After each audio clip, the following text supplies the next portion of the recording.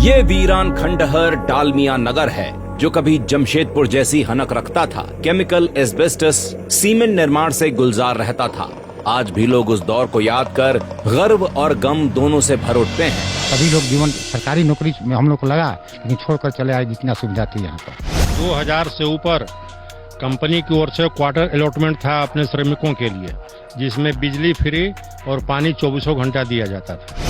जहाँ यहाँ लोग कहते थे कि टाटा का नौकरी नहीं करके डालमिया का नौकरी बहुत बेहतरीन है। इसकी पेपर की क्वालिटी इतनी अच्छी थी कि इंडिया में ही सप्लाई नहीं होता था, सीधे कनाडा इसका टोटल पेपर जाता था। पूरे पोल पर लगा हुआ था यूनिट माइक्रो लाउड स्पीकर, जिससे सब इम्प्लाई लोग जो भी रास्ते में चलते थे पोल के नीचे खड़ा होकर न्यूज सुनना करते। इन्हीं औद्योगिक खंडहरों में फतुहा का प्रसिद्ध विजय स्कूटर बना करता था। और हाँ, ये है कभी एशिया के सबसे बड़े चीनी मिल बनमनखी के खंडहर। सिर्फ इतने ही नहीं, पूर्णिया, दरभंगा, भागलपुर, मुजफ्फरपुर, मंढौड़ा सहित बिहार के कोने कोने में ऐसे खंडहर खड़े हैं जो कभी रोजगार और कारोबार से लहलहाते थे। लेकिन बुलंद कारोबार आखिर खंडहर कैसे बन गए? कौन है बिहार के उन उद्योगों की बर्बादी का कारण?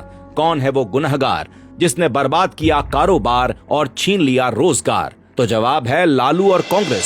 सबसे पहले नेहरू की माल भाड़ा नीति, जिसके अनुसार भारत में कहीं भी कारखाना हो, खनिजों के परिवहन को सब्सिडी दी जाएगी, लेकिन बने हुए माल पर यह लागू नहीं होगी। नतीजा, बिहार के खनिजों से दूसरे राज्य तो फले फूले, लेकिन बिहार के उद्योग बने हुए माल पर कम मुनाफा के कारण बिहार छोड़ने लगे।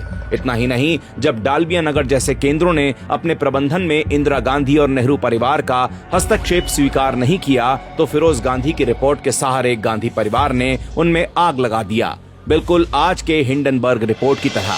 फिर आया लालू का गुंडा राज, जिसने बचे उद्योगों, मिलों और छोटे बड़े कारखानों का काम तमाम किया। अपहरण, फिरौती, हर दिन प्रबंधन में हस्तक्षेप और रंगदारी की मार से बिहार के रोजगार के केंद्रों ने दम तोड़ दिया।